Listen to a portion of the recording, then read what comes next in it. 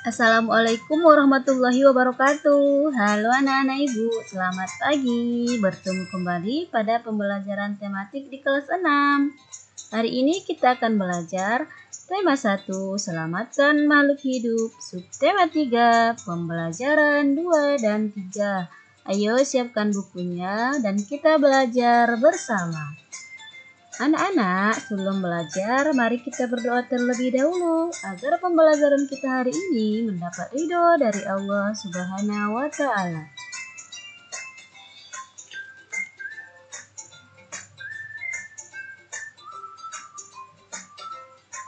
Yang pertama, kita akan belajar muatan pelajaran PPKN tentang nilai-nilai yang terkandung dalam sila Pancasila. Anak-anak, sebelumnya kita sudah belajar tentang nilai-nilai yang terkandung dalam kelima sila Pancasila ya.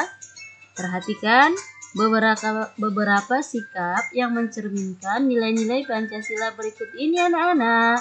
Kemudian kita hubungkan dengan menggunakan tanda panah yang menghubungkan antara sikap yang di sebelah kiri dengan sila Pancasila di sebelah kanan. Yang nomor 1, membantu teman saat jatuh dari sepeda kira-kira merupakan penerapan nilai Pancasila sila keberapa anak-anak? Membantu teman saat jatuh dari sepeda menerapkan nilai-nilai Pancasila sila kedua yang berbunyi kemanusiaan yang adil dan beradab. Yang nomor 2, menghargai karya orang lain itu merupakan penerapan nilai Pancasila sila keberapa anak-anak? Iya, betul sekali. Penerapan nilai Pancasila sila ke-5 yang berbunyi keadilan sosial bagi seluruh rakyat Indonesia. Yang ketiga, tidak memaksakan kehendak saat berdiskusi merupakan penerapan nilai Pancasila sila benar sekali, sila keempat yang berbunyi kerakyatan yang dipimpin oleh hikmat kebijaksanaan dalam permusyawaratan perwakilan.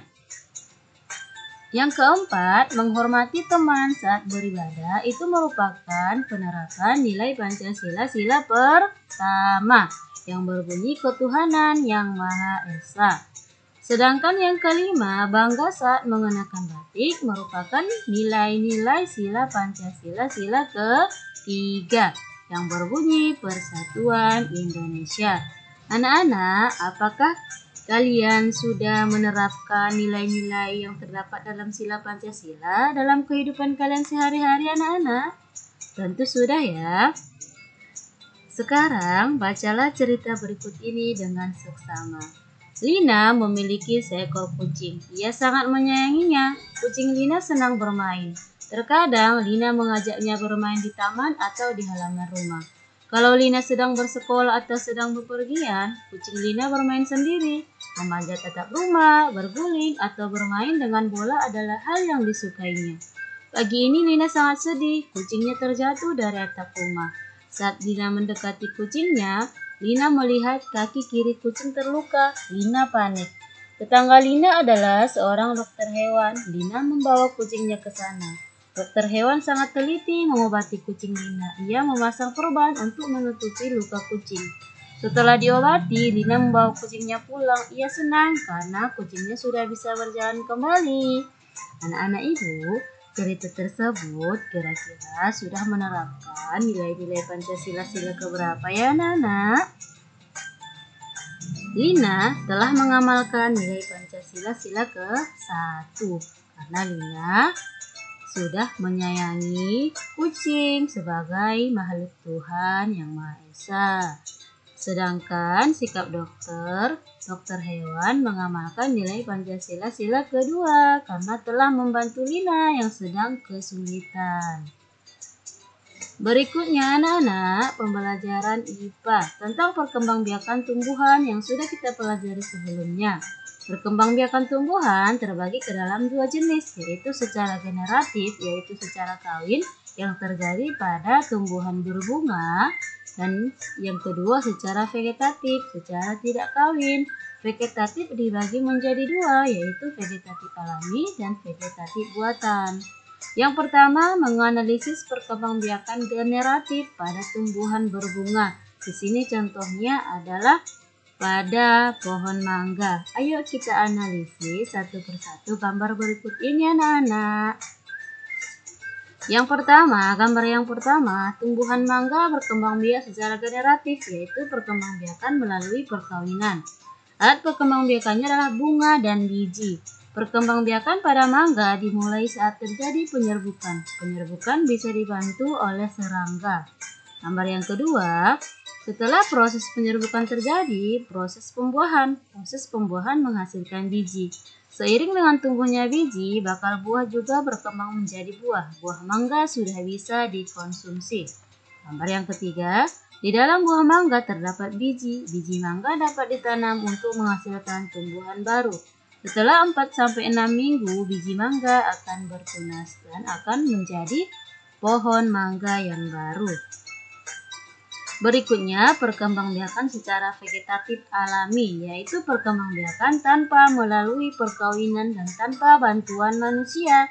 Perkembangbiakan vegetatif alami ini, tumbuhan baru berasal dari bagian tubuh induknya. Misalnya, akar tinggal, umbi lapis, umbi batang, umbi akar, tunas adventif, spora, dan geragi. Selanjutnya, perkembangbiakan vegetatif buatan, yaitu perkembangbiakan tanpa melalui perkawinan dan terjadi dengan bantuan manusia. Perkembangbiakan vegetatif buatan contohnya dengan cara cangkok. Mencangkok dilakukan dengan mengupas kulit batang, kemudian bersihkan lendir, tambahkan tanah, tutup dengan sabut kelapa atau plastik, sirami dengan teratur sampai tumbuh akar. Setelah akar tumbuh, batang yang dicangkok dapat dipotong dan ditanam. Kelebihan mencangkok, tumbuhan baru cepat besar dan berbuah. Kelemahannya, akar kurang kuat dan mudah tumbang. Tanaman yang bisa dicangkok yaitu pohon mangga, jeruk, jambu, rambutan. Yang kedua, vegetatif buatan dengan stek batang. Stek batang dilakukan dengan menanam pertengahan batang. Potongan batang tersebut akan menjadi tumbuhan baru.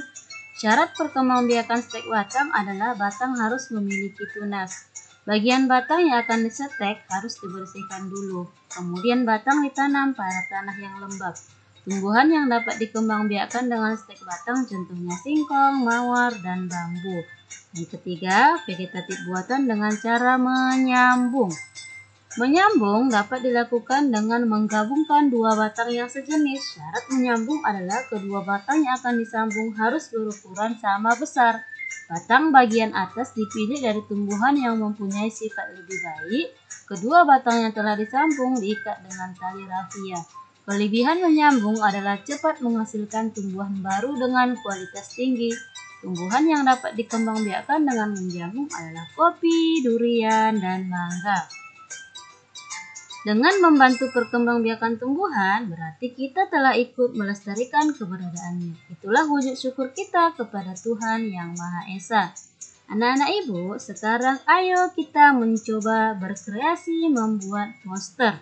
Poster adalah karya seni yang berisi komposisi gambar dan huruf yang menarik di atas kertas berukuran besar dan berisi pesan-pesan.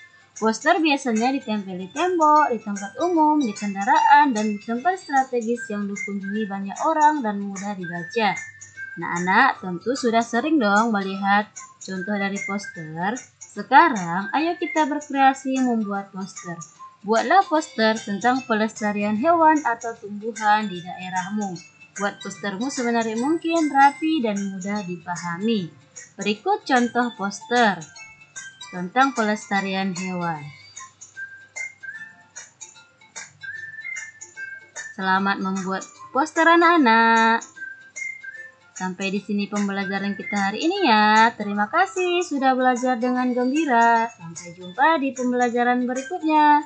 Assalamualaikum warahmatullahi wabarakatuh.